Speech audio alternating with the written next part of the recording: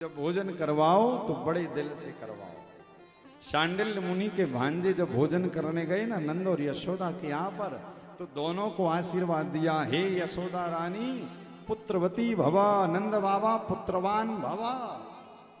कहा बाबा पंडित जी महाराज, गुरुजी अब तो हम 95 वर्ष के हो गए। नंद बाबा ने कहा, यशोदा रानी ने कहा हम 80 वर्ष के हो गए, या आयु में भी बेटा होगा। तो ब्राह्मण देवता ने कहा अब तो ब्राह्मण ने आशीर्वाद दिया है, अब तो भले ही ब्रह्म को ही बालक बनकर क्यों ना आना पड़े, किंतु तुम्हारे घर में बेटा ही होगा। भगवान स्वयं आज पधारे कृष्ण बनकर। तो इतनी क्षमता रहती है। इसी कारण जब प्रसाद ग्रहण करवाओ, देखो भी पितृपक्ष आ रहा है सितंबर में, 7 सितंबर से लेकर 22 सितंबर तक हमारी कथा 16 दिवसीय जीपी गेस्ट हाउस गया विष्णु पद मंदिर के बिल्कुल पास में हो रही है। तो बहुत सारे लोग उस कथा से भी जुड़ेंगे बाद में, क्योंकि इस कथा के बाद सीधे उस कथा का प्रचार होगा काशी की कथा की तुरंत बाद। और वहां पर हर वर्ष लगभग 250, 300, 400 ब्राह्मणों तक पोथी पाठ, ब्राह्मण भोजन, तर्पण, पिंडदान, पूरा यज्ञ रहता 16 दिन का। तो वहां पर भी ऐसी बढ़िया व्यवस्था है विष्णु भगवान की कृपा से पिछले 3-4 सालों से, कि खूब 16 दिन तक भक्त पहुंचते और खूब बड़े बड़े भंडारे लगवाते हैं, खूब भाव से खिलवाते हैं।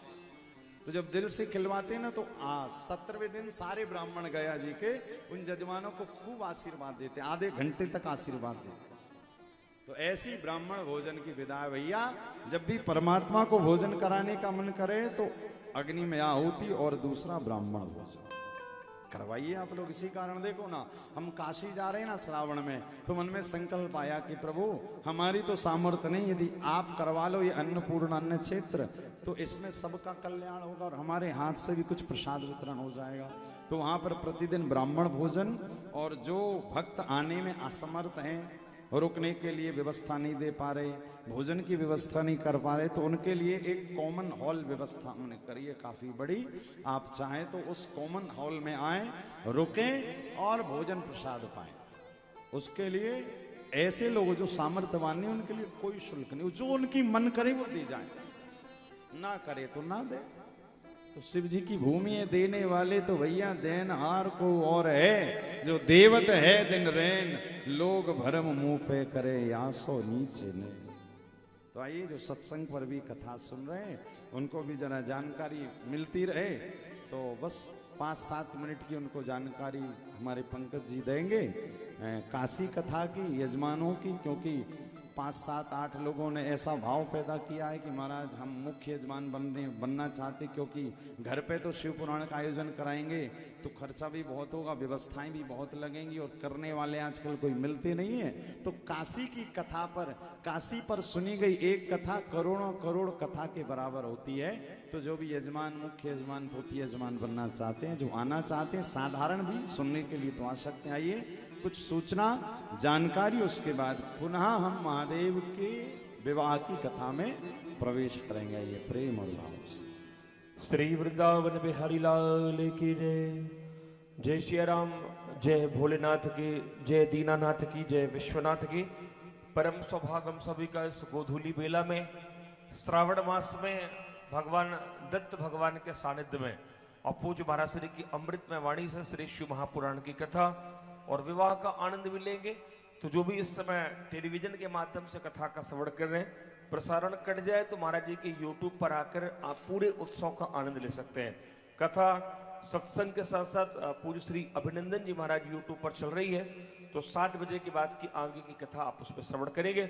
अच्छी संख्या में लोग आ रहे हैं भोपाल की पावन धरा से इस कथा को श्रवण करने के लिए। कथा भी सार्वजनिक है, भगवान भोलेनाथ की कृपा से आयोजित है, तो इसमें भी बढ़ चढ़कर आप सब हिस्सा लें, अधिक से अधिक संख्या में पधारे, क्योंकि आज के बाद 3 दिन की कथा और शेष रहेगी। काशी की महिमा तो निरंतर महाराज श्री लगभग 3 घंटे से कह रहे हैं। बद्री विशाल में भी वो निरंतर काशी विश्वनाथ की महिमा तो शास्त्रों में भरी पड़ी है। पूरा काशी ही ज्योतिर्लिंग के स्वरूप में है। तो अधिक से अधिक जैसा आपने श्रवण किया कि एक कथा भी हो गई, एक मूल पाठ भी हो गया, तो करोड़ों करोड़ों कथा का पुण्य हमें प्राप्त हो जाएगा। काशी की तो ये महिमा है कि धोखे से वहां आप राम राम लेंगे तो करोड़ों राम नाम के बराबर वो फल आपको प्राप्त हो जाएगा। और काशी की एक और विशेष महिमा है, हो सकता है आपको जानकारी ना हो, कल आपको और जानकारी इसकी दी जाएगी। काशी में हम विश्वनाथ भगवान का दर्शन करते हैं, लेकिन ठीक मंदिर के सामने उनके गुरुदेव भगवान का भी मंदिर है। काशी विश्वनाथ के गुरुदेव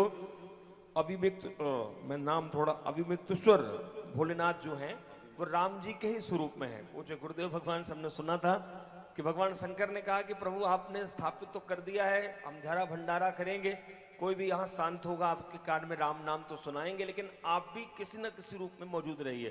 तो रामदेवी शिवलिंग के रूप में वहां पर उपस्थित है।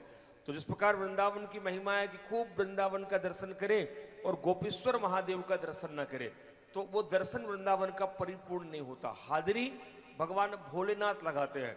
उसी प्रकार विश्वनाथ का खूब दर्शन करें, लेकिन उनके गुरुदेव भगवान उनके इष्ट राम जी का दर्शन न करे तो विश्वनाथ का दर्शन भी अधूरा माना जाता है। तो महाराज जी के साथ रहेंगे, कथा तो एक समय रहेगी।